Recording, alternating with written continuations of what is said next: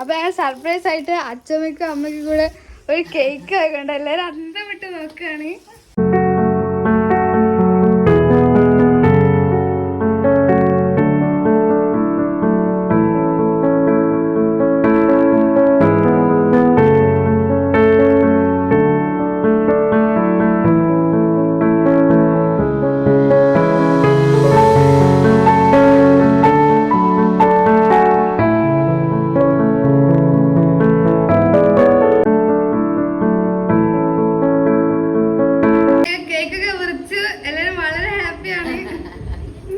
Surprise ആയില്ലേ?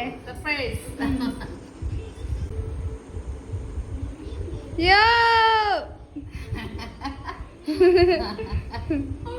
Okay okay.